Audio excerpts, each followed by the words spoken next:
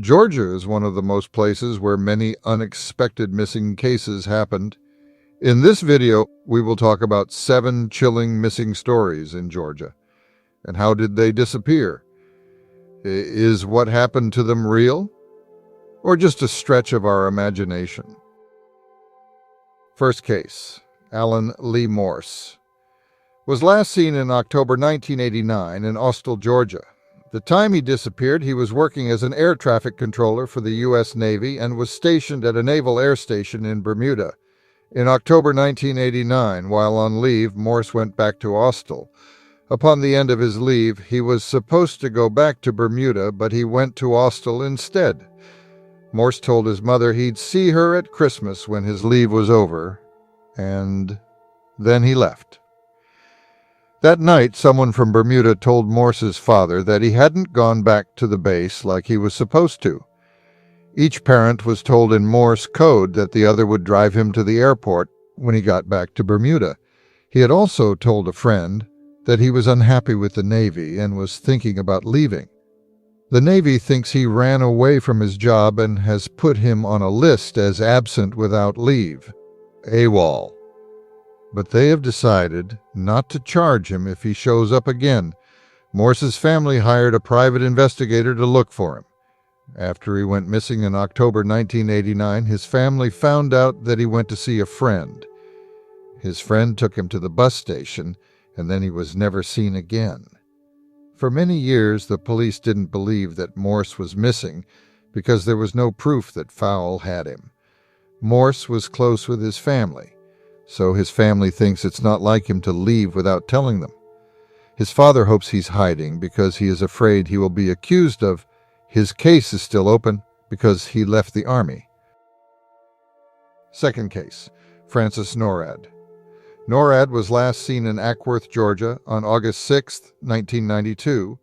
During an argument with her boyfriend Stephen Kriesman, she drove away in her silver Nissan pickup truck. When Norad's daughter, who was 14 at the time, went back to their mobile home in the Shadowwood Mobile Home Park, the following happened.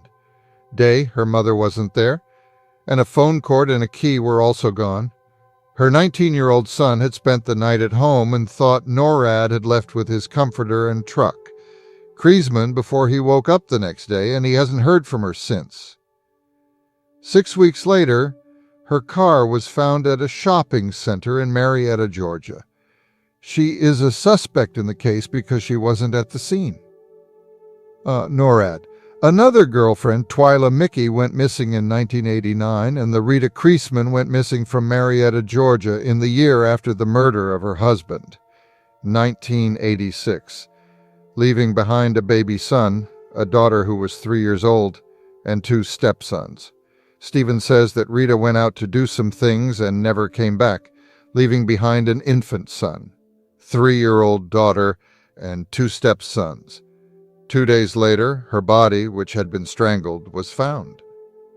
When her body was found in a creek a few miles from her home, there was no sign that she had been sexually assaulted. Even though part of her body was covered, Rita was Stephen's second wife. His first wife was Mary. Wife had died of cancer in 1985. The two of them had been together, for Rita was a volatile person. And on the day she went missing, she told her husband she wanted a divorce. Stephen was never charged with Rita's death, even though they had only been married a few months. He has nothing to do with Mickey's or Norad's disappearances or the murder, but he's still the main suspect in all 3 cases. He was called a crazy man who had tried to kill himself before and had a criminal record for stealing cars. After Rita died, he married again, and he died at age 55 in 2013. Norad's case is thought to have been messed up after she went missing. Stephen pawned some of her jewelry, her children say. She never took off, not even when she was showering. He was said to have a handgun that Nor usually kept in her purse. Her case hasn't been solved yet. Let's move to third case. Alicia Smiley was last seen in Atlanta, Georgia on June 6, 1985, between 1:45 and 2 p.m. She was sitting on a bench outside the Omni International Hotel on Tech Aqua Drive. Estella Evans left Alicia and her 4-year-old cousin alone while she went a short distance away to buy wrestling tickets. Shortly after that, Alicia may have gone to a nearby McDonald's. When Evans came back, she was gone. Alicia has never been seen or heard from again, and a lot of searches in the area turned up nothing about her. Alicia was born in Birmingham, Alabama. She lived with Evans, her husband, and their children on and off since she was a baby because her parents couldn't afford to support her. She had been living with Evans for 8 months before she went missing in June 1985. She was described as a very friendly and trustworthy toddler.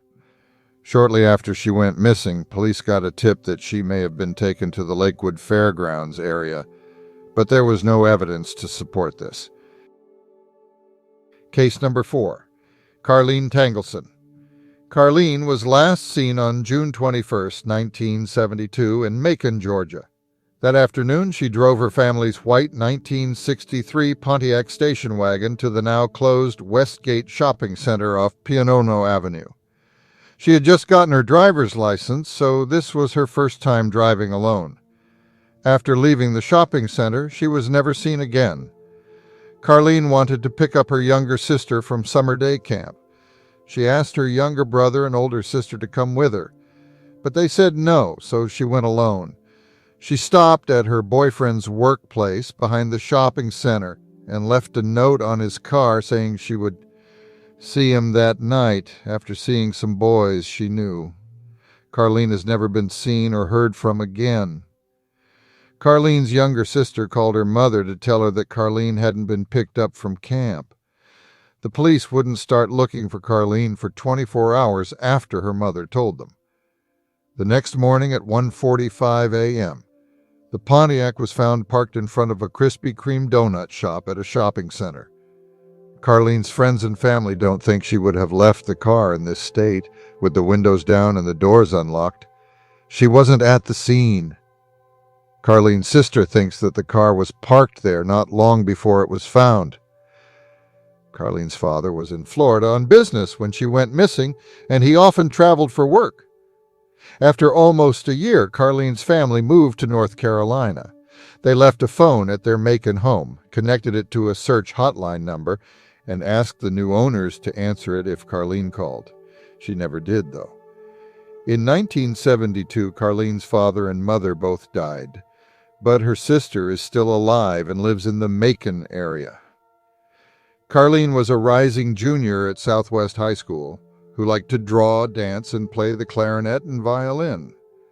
Her case is still open. 5th case. Brandon Lee Wade. Brandon and his mother, Paula, were last seen on October 14, 2002 at their home in Valdosta, Georgia. They were reported missing after Paula didn't go to work at Sam's Club and didn't call to say she wouldn't be there. One of Paula's co-workers went to common apartments twice to look for her, but neither she nor her son were there. Paula's 1998 Chevrolet Blazer was still parked at the house, but the child safety seat had been taken out. Paula's husband has been ruled out as a suspect in the disappearance of his wife and child.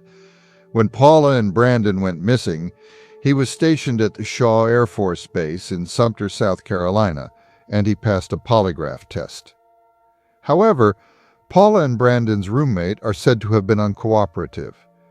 He was asked to take a lie. Paula was approved for a job transfer to a Sam's Club in Kissimmee, Florida, and her family was supposed to help her get ready to move during the week she and Brandon went missing.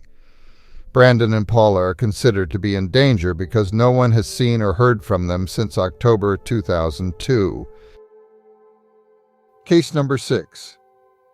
On October 18th, 2004, Randy Lee Williams' mother last saw him at their home in the 1600 block of Delman Avenue off Skidaway Road in Savannah, Georgia. He asked to use her car to give his grandfather a birthday present, so she let him. When she came back, the car was still there, but Williams, his cell phone, and the house key were gone. It is thought that he didn't take any of his clothes or money with him. A week after Williams was last seen on October 25th, an anonymous phone call told his family that he had been kidnapped, beaten to death, and thrown into an alligator pit at a hotel on Highway 204. This information has never been confirmed, and the caller has never been found. Williams was on probation when he went missing, and his mother says he also smoked marijuana. He was known to hang out in the neighborhoods of Hitch Village, Waters Avenue, and 37th Street. His mother thinks he was murdered because it wasn't like him to leave without warning or lose touch with his family. However, authorities have found no evidence of foul play in his disappearance. Williams left behind a young son. His case hasn't been solved yet. Let's move to the last and most mysterious case in today's video, Tiffany Michelle Whitton.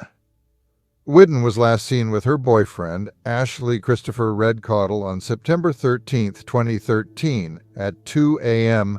at a Walmart supercenter on Cobb Parkway in Marietta, Georgia. During her hour-long shopping trip with Caudle, she seemed to be high on drugs. When Whitton was leaving the store, employees stopped her because they thought she was stealing. She ran out of the store, past the cashier, and into the parking lot, leaving her purse and shoes behind at 2:04 a.m. After being caught stealing Whitton's job at he or she got away from the security cameras and was never seen again. International House of Pancakes, IHOP, which was on the other side of the highway from Walmart Supercenter, closed a month ago. Caudle went to the restaurant around 2 a.m. on the day Whitton disappeared to see if anyone had seen her. No one had. Whitton was very active on social media, but she hasn't logged into any of her accounts since she disappeared. She left her 6-year-old daughter behind, which is not like her. 10 months after Whitton went missing, the police did an investigation. Caudle's house was searched and his backyard was dug up. The house belongs to Caudle's mother. According to Caudle, is serving a 20-year sentence for methamphetamine, but investigators' search turned up nothing important. Distribution and is a person of interest in the case of Within. Caudle says that he loves Whitton, but Whitton has no idea who he is. He has no idea what happened to her and wants to find her. People who knew the couple said that they fought so much and so often that they were kicked out of one house and Caudle had to move several times. False statements about what he did the night Whitton went missing. When she went missing, Whitton was on her time on probation for burglary was supposed to end in March 2014. Her mother, who cares for her, Whitton's daughter, has been a habitual thief since she was a child and has tried and failed to get clean from drugs many times. Whitton's murder is still a secret, and foul play is suspected.